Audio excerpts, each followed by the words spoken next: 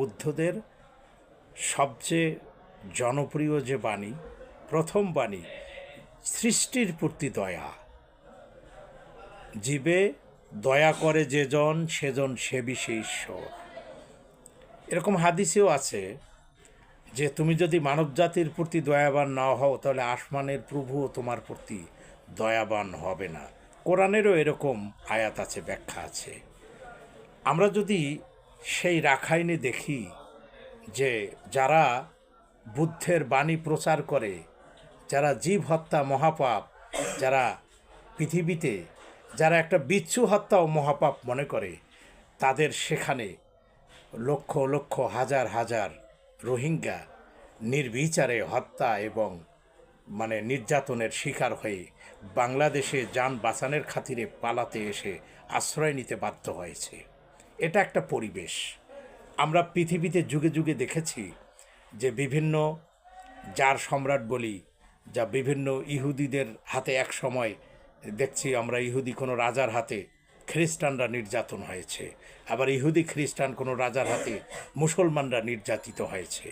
আবার আমরা দেখতে পাই যে মুসলমানদের অত্যাচারী শাসকের হাতে মুসলমান সহ অন্যান্য বহু ধর্মের লোকও নির্যাতিত হয়েছে, এরকম ইতিহাসও পাওয়া যায়।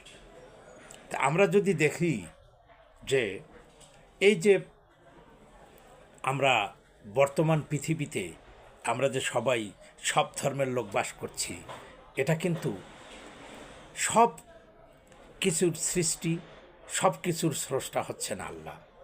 এবং এটা কোরআনের সূরা হুজুরাতের 49 নম্বর সূরার 13 নম্বর আয়াতে আল্লাহ নিজেই বলেছেন যে আমি এক জাতি থেকে তোমাদেরকে সৃষ্টি করেছি।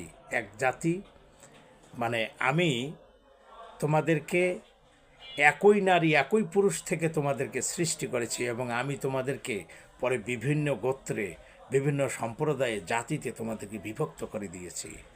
উদ্দেশ্য হচ্ছে তোমরা যেন পরস্পরের সাথে পরিচিত হও। আমি আল্লাহ দেখতে চাই যে যোগ্যতার মানদণ্ডে, মর্যাদার ভিত্তিতে কে সবচেয়ে শ্রেষ্ঠ। বন্ধুরা, অথচ আমরা কি দেখতে পাই?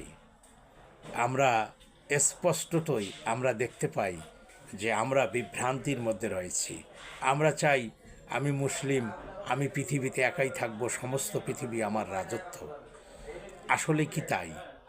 আল্লাহ কি পৃথিবীকে শুধু আমার জন্যই সৃষ্টি করেছেন? আর পৃথিবীতে আর যে জাতিগুলো আছে তারা কি আল্লাহর সৃষ্টি নয়? তাহলে আমি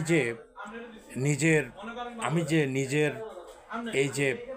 নিজের স্বার্থ, নিজের সুবিধার জন্যই আমি পৃথিবীতে মানুষের ওপর যে আমি অত্যাচার নির্যাতন চালাচ্ছি, এটা কি আসলেই পৃথিবীর জন্য এটা শোভনীয় কিনা? বন্ধুরা,